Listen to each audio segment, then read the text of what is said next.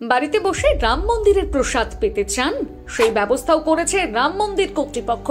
এবার দুয়ারে দুয়ারে পৌঁছে যাবে রামলালার প্রসাদ, সঙ্গে পাবেন রঘুপতির আশীর্বাদের ফুল। দেখে নিন কিভাবে এই প্রসাদ সংগ্রহ করবেন। আর মাত্র কয়েকটা দিন তারপর ধুমধাম করে খুলে যাবে রাম মন্দিরের দুয়ার। গোটা বিশ্ববাসীর কাছে শ্রী রামলালা ধরা দেবেন। তবে অনেক ভক্তবৃন্দরা নানান কারণে হয়তো রাম মন্দির উদ্বোধনে যেতে পারবেন না। এই সমস্ত ভক্তরা এখন থেকে মন খারাপ করে রয়েছেন। ইতিমধ্যে বহু রাম ভক্ত এইভাবে আফসোস করছেন যে তারা শ্রী রামলালার প্রসাদ থেকে বঞ্চিত হবেন। ভগবান শ্রী রামলালার পবিত্র প্রসাদ ও আশীর্বাদের ফুল তাদের হাতছাড়া হবে। এইভাবে অগণিত ভক্তের চোখে জল, বুকে কষ্ট। তবে চিন্তার কোনো কারণ নেই।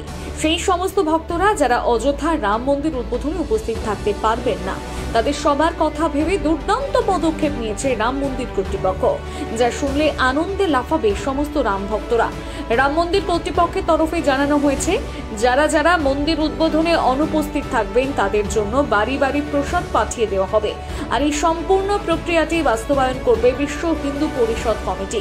মূলত তারাই দায়িত্ব নিয়ে রাম মন্দিরের প্রসাদ থেকে দেশের ৬২ কোটি ভক্তদের মধ্যে বিতরণ করবেন।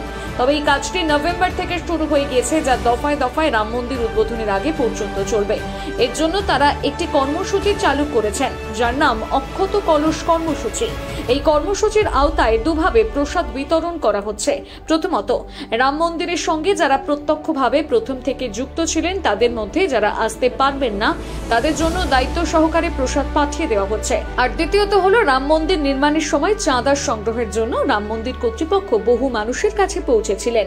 সেই সময় তারা ৪৪ দিনের কর্মসূচি হাতে নিয়ে সারা দেশের মোট ১৩ লাখ গ্রামে গিয়ে চাঁদা সংগ্রহ করেছিলেন। ভাবতে পারছেন বিষয়টা কতটা গভীর। কত শত মানুষ এই রাম মন্দিরে পরোক্ষভাবে সাহায্য করেছেন। রাম মন্দির কর্তৃপক্ষের তরফে জানানো হয়েছে, এই সকল মানুষ চাঁদা না দিলে হয়তো আজকের এই রাম মন্দির গড়ার সম্ভব হতো না। গোটা দেশের সকল মানুষ কোনো না কোনোভাবে রাম মন্দিরের সঙ্গে বাধা পড়েছেন। তাদের এই ঋণ শোধ করা সম্ভব নয় বলে জানিয়েছে রাম মন্দির কর্তৃপক্ষ। আর তাই এই সকল একনিষ্ঠ রাম ভক্তদের প্রতি কৃতজ্ঞতার জেরে তাদের জন্য শ্রী রামলালার প্রসাদ পাঠাচ্ছে রাম মন্দির কর্তৃপক্ষ। এই দায়িত্বটি পালন করছে বিশ্ব হিন্দু পরিষদের ৪৫টি সাংগঠনিক প্রদেশের বিশিষ্ট কর্মকর্তারা।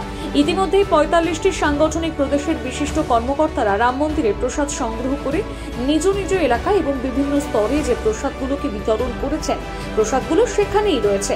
ভক্তরা যে কোনো সময় গিয়ে সেই প্রসাদ সংগ্রহ করতে পারবেন।